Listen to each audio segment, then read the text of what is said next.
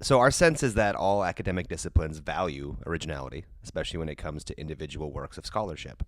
But how would you characterize the way originality has been valued or vilified in rhetoric and composition? I wouldn't say all disciplines value originality in quite the way you expressed it. I'd just say that at the very least, there's a counterpoint to that. If you think about work on biology, which is based on replication. So replication is itself that, well, we could twist it around. I like this. Replication is itself the source of originality in the sense that it's through replication that you know that your hypothesis is accurate, and that gets you to a contribution that then would be original. But it's interesting that through replication is one of the means, at least, that you use by getting there. That's what I would say. I think I thought you might ask me part of what you asked me, so I have some thinking about that because I knew what the key term was. And I think of all of them, this is maybe the trickiest. I'll just say. It's an easier question to answer for me if you locate it in the classroom. And I'm not, and I'll put it out there as a proposition because I'm not sure that it's a claim. Certainly, it's not an argument I'm prepared to make, but it's definitely a proposition I would entertain. If you go back and you look at work in the field relative to first year composition, work like people like Sonda Pearl and Nancy Summers, sort of that line of work. Certainly Donald Murray, to a certain extent, Peter Elbow. Not altogether expressivist, though. I wouldn't consider Sonda Pearl an expressivist, and I'm not entirely sure about Nancy either. But that group of scholars were one of the main things that they were interested in was helping students make discoveries. Now, in Peter Elbow's case, it might be discovering your voice, but it was discovering what you had to say with some of the others. And if it's discovery, that strikes me as a kind of originality, that people have something to say, and that discovery is the means that you do it. And the other thing is that it casts first year composition as something other than preparing to perform an academic discourse. It gives it almost a kind of liberatory cast, if you will, which is pretty interesting. It's certainly self-expression, but self-expression as, and then here you could think about originality in two forms, capital O and large O. So your question in terms of science was, I'd say, a large O. And I think in some ways what I'm talking about here is a small O, except that maybe by the time you get to graduate school, I think a thesis writer, a dissertation writer, they're moving from a small O to a large O, right? And I think two things have happened in the field since that sort of compositionist discovery moment, if you will. One is that, and the Bartholomew Elbow debate about personal writing versus academic writing I mean, so if you think about Peter's voice, which was clearly a concept that informed his trajectory and composition, and something that he clearly is very committed to. It's not just, voice is on the one hand a way of talking about what's on the page, but on the other hand, it's a way of talking about agency and about originality and about discovery, and all of those sort of bundled together. David Bartholomew talking about, I'm thinking about the exchange, I think it was 1994, thereabouts in Seas. But Bartholomew thinking about originality in a different way, inventing the university, and the argument is that you basically have to speak in the university's voice before you can speak in your own. I'll say that I greatly admired David Bartholomew.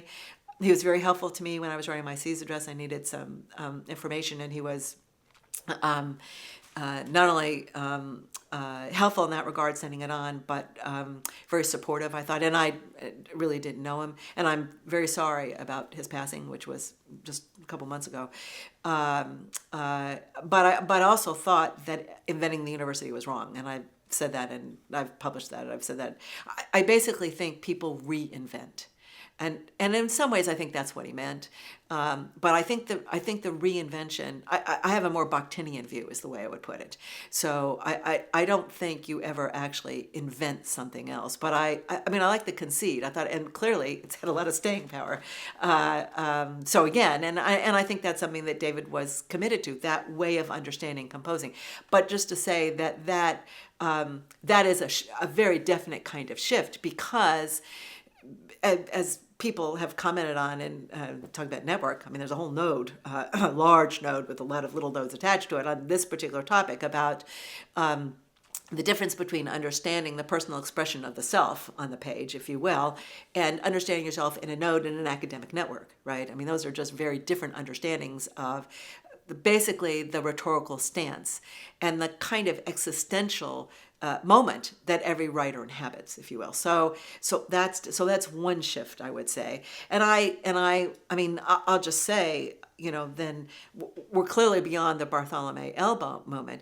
Now we're sort of in another moment where composition. I mean, there is some return to the idea of personal expression that has not entirely gone away. But it's also sort of framed in a cultural studies, anti-racist kind of environment. So it's doing yet another kind of work. So you've got these sort of, those would be three kinds of moments in the field, if you will. So that's very definitely a change, but the related to originality, or originality played one kind of role, and it's I mean, if my analysis is correct, that would only be one analysis, then it's playing a somewhat diminished role over time, and you can see why. The other thing I would say is that I want to go back to my example of the undergraduates moving to graduate students, and of course graduate students moving on to being scholars and so forth. I think we've reframed the idea of originality into the idea of contributing something new. So, for instance, I'm thinking of John Swale's, what is it? I want to say the analysis where you state something that you've got three options in the beginning of any introduction. You have to click CLARS, yeah, clear a research space, yeah, and the reason you clear a research space is so you have something to contribute. It gives you space for you. So it acknowledges what came before, which is what originality doesn't always do. I think partly that's undergirding some of what I'm saying here. I mean, originality, some conceptions of originality assume that you are the first and you are the only, and there's no antecedent. And I'm really trying to reject that, because I just don't think that accords with what we know about human experience. On the other hand, I want to rescue a little bit of originality, because clearly people make contributions, and when they make those contributions, they change the way we see whatever the phenomenon is under discussion. So I would give you here in terms of art. Picasso, in that definition of originality, I think satisfies the key points of originality, because he made an enormous several contributions to art. I say this as someone who doesn't know very much about art, actually, but enough to make me dangerous, I guess. And I think it's hard to talk about art without talking about people like Picasso. I think it's hard to talk about composition without thinking about someone like David Bartholomew or Peter Elbow. So why do we remember them? Because they made some kind of contribution. Whether or not it was totally original is actually less important to me than understanding what that contribution was, how it shaped the field, and how the field has taken it up and reworked it to suit other kinds of ends. That's what I would say. In a 2010 article, Charles Bazerman writes, "The more one attunes to communal existence and the resources communally developed, the more focus and resources one can bring to a task, and the more one can perform work that appears more original across more circumstances, finding fresh possibilities within the particulars of circumstances." End quote. So is originality really a question of appearance, or does it run deeper? Well, I'm not the right person. I didn't, this may come as a surprise to you. I'm not Charles Bazerman. I should have warned you. Sorry, turn your pacemakers up. I think Piers does a nice job of putting originality under erasure. That's the way I would put it, so that you can have it both ways. On the one hand, it appears to be original because the person who brings that knowledge and understanding to bear is able to show that it's different than what came before. That's why it's going to get some attention. On the other hand, it's never as original as it seems, partly because you have to clear a research space, but partly because you can never know everything that you actually need to know. And if you go far enough back, so here's your life-wide lifespan, if you go far enough back or you go far enough out, the likelihood is that you will see something that's really very similar. It's that nobody has world enough in time, to borrow another literary reference, to basically capture that. So it certainly appears to be original. I think, and I think that's, I could be wrong about that. I think that's less true in the lifespan version here than it is in life wide, and I'll tell you why. Because people who do the work to make themselves heavy hitters often suffer from the anxiety of influence, which was the name. It's the name of a book, and it. You can't have Wordsworth without Milton, kind of thing. So that people are always working off what came before.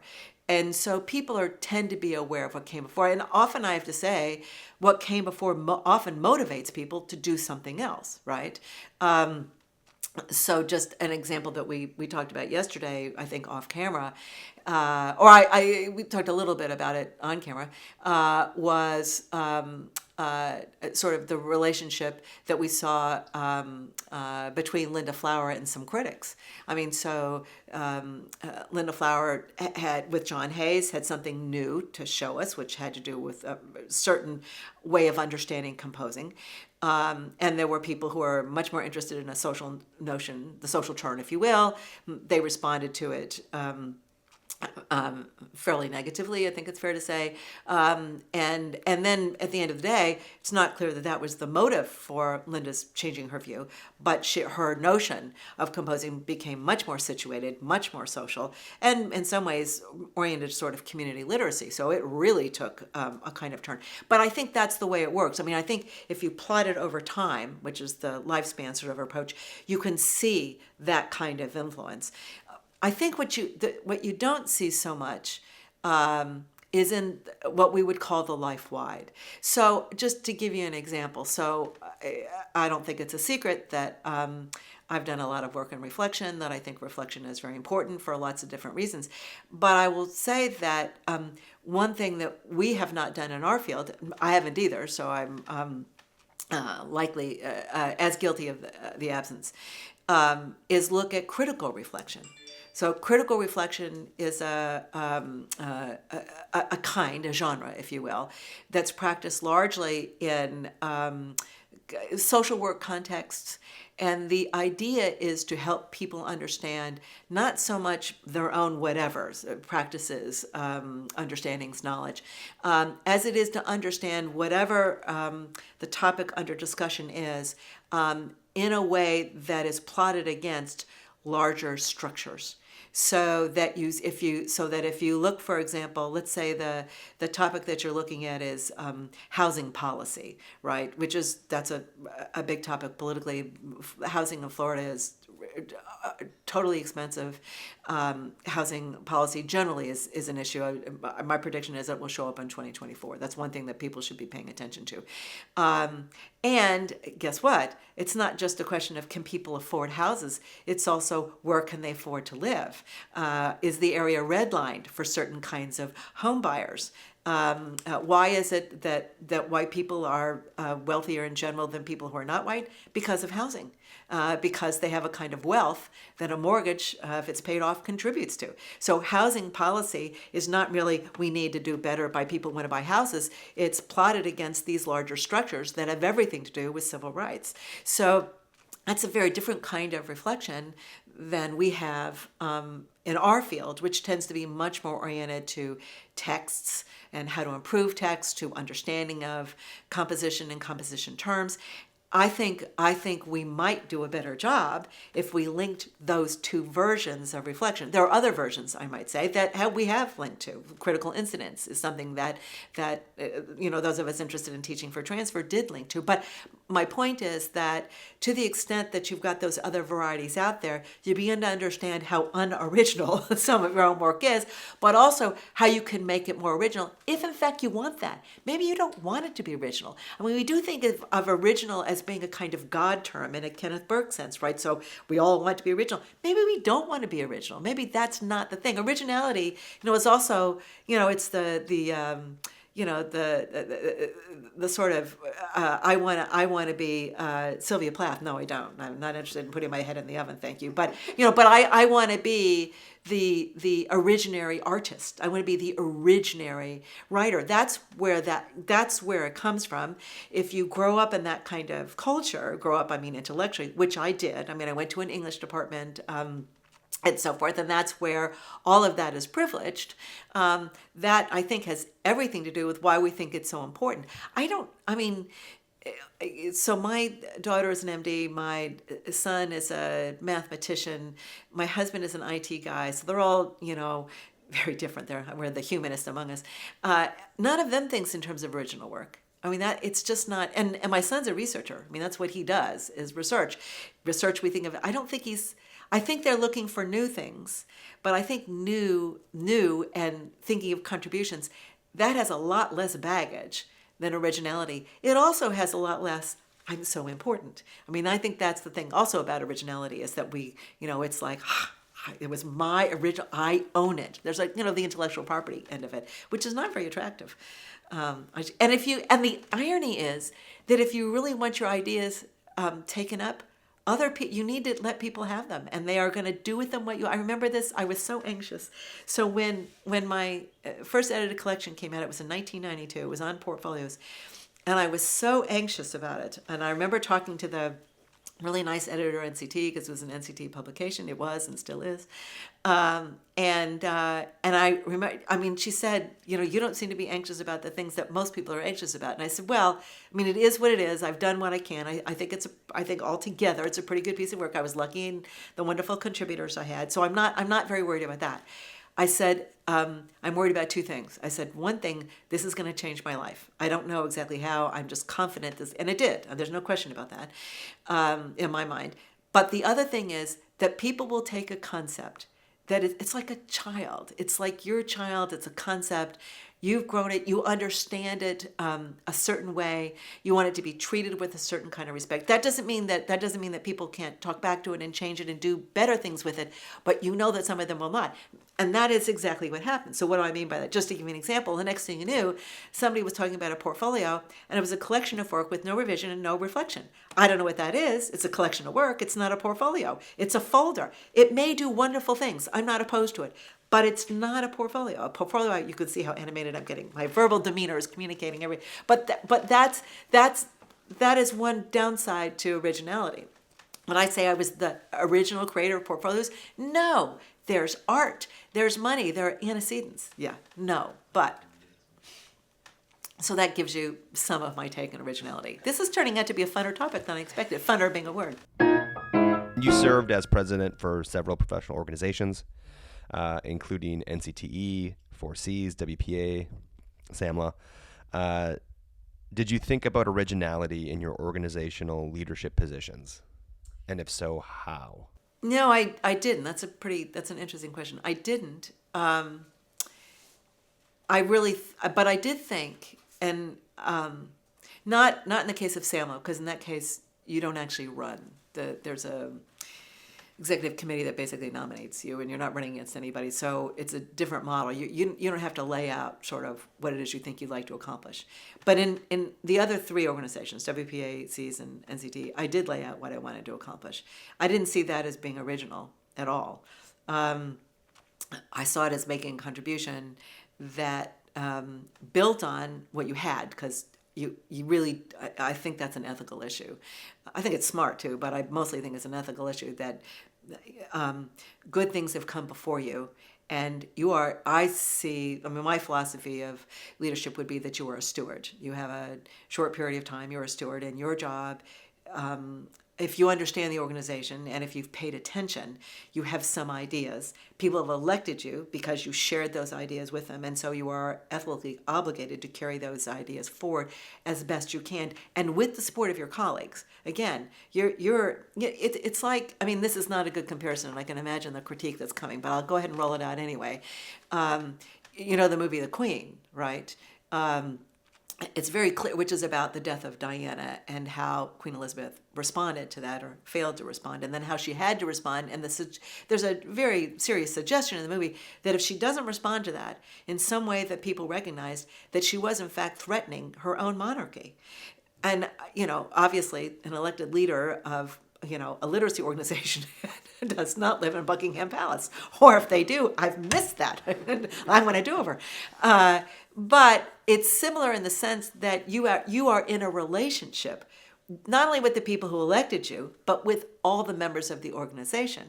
And so, you're beholden to them, I think. I do think, I think, people have different philosophies of leadership. I mean, just sort of rudimentary. Are you leading other people someplace that they may not even want to go? Or are you expressing their vision, and so you're just the first among equals? I mean, those are different models, and I think I'm inclined to see myself as first among equals. I'm more comfortable with that particular model, and I would rather help people understand why we want to go to this particular place. You can't satisfy everybody, but you can help, and sometimes I think too, people don't understand the value of what you're asking them to do until it's in place. In other words, you're going to spend some money on a research initiative, but you're not going to see the benefit of that way past the time I was in there, because you have to get the grants out, people have to do the research, the publications have to come. They did. They actually came pretty fast, as a matter of fact. Thank you, Cindy Self and her colleagues.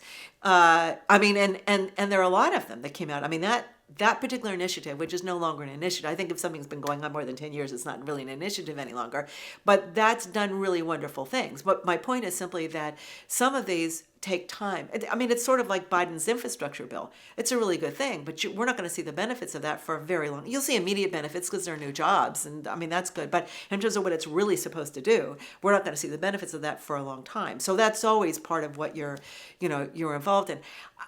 So I thought of it, I mean, as terms I've used in other segments, making a contribution, doing something that's new, that's different. We didn't have a research initiative. We didn't have a C certificate of excellence. We didn't have a statement about 21st century literacies, partly because we weren't in the 21st century. You have to get there before you can have those literacies. Or maybe not. Maybe, you're really forward looking and you have those in 1980, but we didn't. So we had them, when I was president in whatever, 2008, 7, right, 8, I think it was.